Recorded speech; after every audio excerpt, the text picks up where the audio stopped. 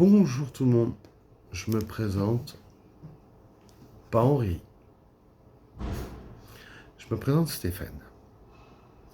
Je suis alcoolique, malade chronique, d'addiction à l'alcoolisme. Oui, et j'ai dit malade, ne l'oubliez pas. Nous sommes soignés dans un CHU, dans des hôpitaux, des cliniques, par des vrais médecins, des psys, des psychologues, des neuropsys, des infirmiers et tout ce qui va avec. Je vais vous raconter l'histoire de ce jeune homme, d'un jeune homme qui est né en 1972, en Belgique. Bah ouais, mon pays. Et ce jeune homme, la vie vieille, c'est moi. Petit déjà, les choses ne sont pas passées correctement. Mais avec la chance, j'ai eu un papa et une maman très affectueuses qui m'ont donné 100% de leur amour et 100% de leur confiance. J'ai grandi avec des blâmes, avec une enfance un petit peu dure à l'école. Je suis dû à un strabisme, dû à une maladie enfantine. Et il se trouve que, bien évidemment, quand on est enfant, on est un peu la risée de tout le monde. Puis on passe pour un petit peu le petit idiot. Donc, autant passer pour un idiot, autant l'être carrément. J'ai mis de côté le vrai moi pour passer pour un idiot. Le bouffon, celui qui avait et qui faisait toujours rire tout le monde. J'ai continué à grandir en espérant que les choses évoluent. Arrive le collège se passe pas bien, dans le sens où j'étais le bouc émissaire de la classe. Pourtant, aujourd'hui, quand on me voit, on a plutôt envie de se barrer parce qu'on se dit si lui, il nous rentre dedans, il va casser toute la baraque. Et il s'avère que d'année en année, j'ai commencé à goûter aux alcools que j'appréciais beaucoup, non pas pour l'ivresse, mais aussi pour le goût. Les soirées arrosées, en étant ado, en étant jeune adulte, je savais que j'avais un penchant pour ça. Mais bon, on se dit que c'est pas très grave. Je voulais pas goûter à autre chose. Je voulais pas goûter aux autres substances récréatives. Et pourtant, Dieu sait, si en Belgique on ne fait pas la fête, si on n'est pas un teufeur, si on ne va pas en rave, en soirée techno, ce que j'ai fait chaque week-end. Mais j'avais pas envie de consommer par peur d'apprécier, d'aimer. Donc je ne l'ai pas fait. Je me suis shooté à la caféine tous ces week-ends. Ouais. J'ai eu plusieurs manques. Et puis un jour, j'ai voulu couper le cordon et je suis parti. J'ai pris mon baluchon et je suis parti vivre en France, où j'ai fait la rencontre d'une femme, où j'étais heureux. J'ai eu plusieurs enfants. Et puis, au bout du compte, je me suis rendu compte que ma vie, elle ne pouvait pas s'arrêter à ça. J'étais devenu Madame est servie, le Tony Montana de la poussière. Ouais, j'étais devenu ce père de famille. Mon seul boulot, c'était de m'occuper de mes enfants. Et j'étais pas préparé à ça. Et j'avais envie de grandes choses. J'avais des rêves. Et puis, je suis reparti dans mes amours, mes premiers amours de boulot. Et je suis devenu vendeur en prêt-à-porter. Et puis de là, je suis devenu directeur en prêt-à-porter. J'ai fait la rencontre d'une jeune stagiaire, belle, magnifique. Quand elle est partie du magasin, j'ai dit, elle sera ma femme. Sauf que la vie, c'est pas passé comme ça. Elle est devenue ma femme, j'étais le plus heureux. On a eu un enfant, j'étais le plus heureux. Sauf que, la vie, on a décidé autrement. En 2008, une leucémie est arrivée chez ma femme. J'ai pas réussi à tenir le coup, bien que j'étais tout le temps présent parce que je l'adorais. Et je suis tombé dans une addiction qui s'appelait en gros l'alcool. Donc de 2009 à 2011, pendant 2 ans, j'ai bu constamment. J'ai fait vivre l'enfer autour de moi. Puis je me suis repris en main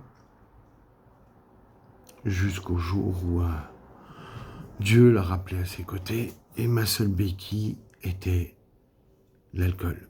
Au lieu d'aller voir un spécialiste, un psy, me faire aider, j'ai préféré rentrer dans cette addiction qui s'appelait l'alcool et qui m'a pourri la vie. Si bien qu'elle n'a pas que pourri ma vie, elle a pourri aussi tout mon entourage. Mes grands-enfants, que j'adore et que j'adorerai toute ma vie. Elle a pourri ma famille, mes parents, mes amis, mon compte en banque. Tout. Et pourtant, on me regardait, on me disait, Steph, t'es occupé à te foutre en l'air, t'es occupé, waouh. Ça va mal finir tout ça. Et en 2022, le pire arrive. Hémorragie. Une hémorragie au foie. Une hémorragie œsophagienne. J'avais des varices qui avaient dans mon foie éclaté. J'étais à ça, le petit doigt, même pas à ça, d'avoir une cirrhose. Mais j'ai continué à boire. J'ai continué à boire. Et 4 mois après, de nouveau, je suis ressorti. 4 mois après, de nouveau hôpital. 4 fois les soins intensifs.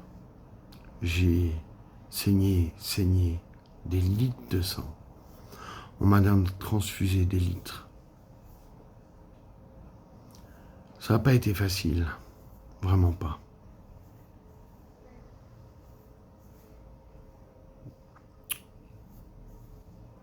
La dernière fois, la 4e, à la Salpêtrière, le médecin, le gastro, vient me voir et me dit « Je vous ai sauvé une 4e et dernière fois.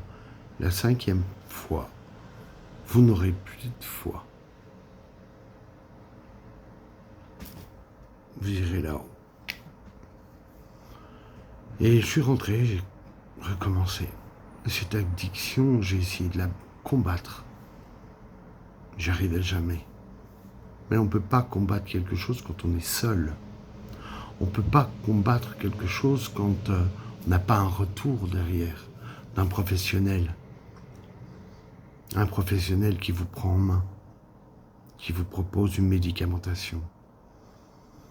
Alors, j'ai dû me rendre compte, à un moment donné dans ma vie, que sans ça, j'y arriverais pas. Mais je faisais pas plus l'effort d'y arriver. Je faisais rien. Mon enfant, la seule chose qui me restait de mon union avec ma femme, mon enfant est tombé malade. Il a dû se faire soigner, mais pour être soigné, il fallait des signatures. Et pour avoir ces signatures, il fallait être sobre. Et c'était impossible. Quand je vous dis impossible, c'était égoïstement impossible. Le médecin-chef de l'hôpital l'a remarqué directement que je n'étais pas sobre à l'hôpital pour mon enfant. M'a pris à part dans une pièce et m'a dit, voilà, écoutez, par chance, je connais quelqu'un qui est addictologue. J'ai été le voir. On m'a donné un truc sur un plateau, je me suis dit, vas-y, prends-le, sers-en toi. Je l'ai fait.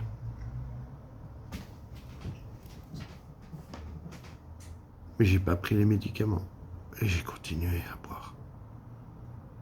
Pendant 2 mois, ça n'a pas arrêté. Et puis, un matin, j'ai vu qu'il y avait de nouveau du sang dans ma salive. Mes selles étaient de nouveau noires. Ce qui voulait dire en gros que mon foie ressaignait. Et là, j'ai dit stop. J'ai tellement eu peur que j'ai appelé mon addicto directement et que je lui ai demandé de me faire rentrer en cure. Je suis rentré en cure. Et tout a commencé à s'emboîter. Toutes les choses ont commencé à redevenir la vraie vie. Mais c'est pas le tout de sortir d'une addiction.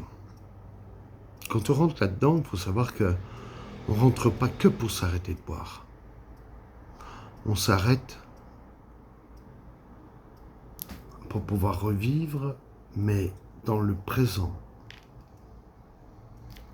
Et pas dans le passé. À enterrer les morts, ils empestent le bistrot. Je dis ça parce que quand on enterre son passé, qui est là, dans votre tête de bistromane, eh ben, c'est dur. Mais ça fait du bien. Une vraie remise en question, une vraie valeur à la vie. Et j'ai suivi ces cours, mais jour après jour. J'ai absorbé chaque chose. J'ai absorbé chaque mot. C'était une délivrance. Bien sûr, j'étais sous médicaments, parce que ça me servait de béquille. Pas pour toute la vie, mais sous le moment, ça me servait. Ça me faisait du bien. J'ai continué à travailler sur moi-même. Je continue même aujourd'hui à encore travailler sur moi-même. Et puis, figurez-vous que après ce déclic, après ce choc, après cette violence, eh ben, je suis devenu tout ce que je ne pensais jamais être. Ce que j'ai perdu, je l'ai regagné, multiplié par 100 000. Je suis devenu une machine qui affronte d'une manière différente, avec plus de raisonnement, avec plus de facilité, parce qu'elle ne m'atteigne plus comme avant. Au fur et à mesure du temps, quand vous prenez sur vous de vous faire bien encadrer, soigner dans cette bulle, pour ensuite construire, parce qu'on n'en sort pas comme ça facilement.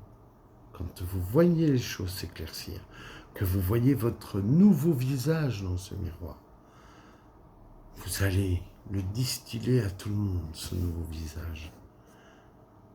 Aujourd'hui, je devrais être mort. J'aurais dû rejoindre ma femme.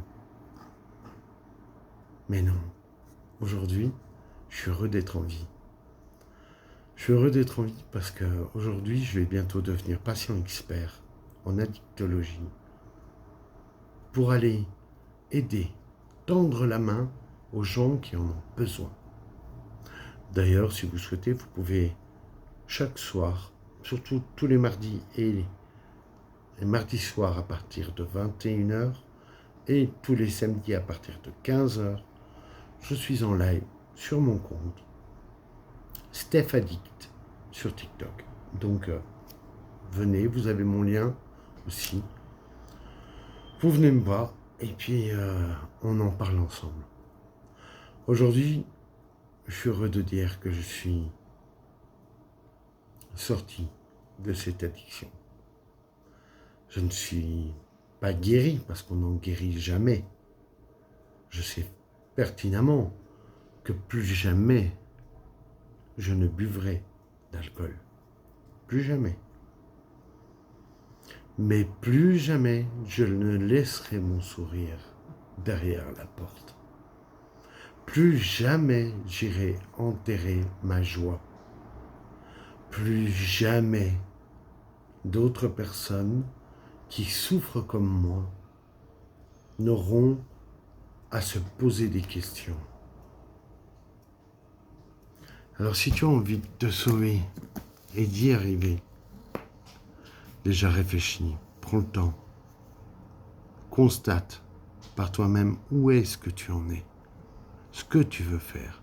Homme ou femme, on s'en fout. L'alcool fait autant de dégâts. On s'en fout. On ne cherche pas. On avance. On n'essaye pas. On avance. Parce qu'essayer, c'est déjà échouer. Alors que le faire, même si tu tombes par terre, tu sais toujours que tu dois te relever. On ne te jugera jamais sur le nombre de fois que tu tombes, mais on te jugera toujours sur le nombre de fois que tu ne te relèves pas. Donc, voilà mon histoire, mon conte. La team addict. On est plusieurs sur cette team addict. Et d'ailleurs, quand vous viendrez sur TikTok, si vous voulez m'en parler, si vous voulez commencer à discuter, même ne serait-ce que là, n'hésitez pas. Plusieurs personnes ont réussi à sortir de cette addiction grâce à moi, grâce à d'autres personnes qui sont dans ma team. Vous êtes en toute bienveillance au sein de mon groupe. On ne vous parlera jamais plus mal parce qu'on sait ce que vous avez traversé. On connaît. Donc, on ne se permettra jamais de juger. Jamais. Je vous remercie de m'avoir écouté jusque-là. Et j'espère vous voir très vite sur mon compte TikTok. Je vous laisse les petits loups. Je vous souhaite une merveilleuse journée à tous. Des gros bisous.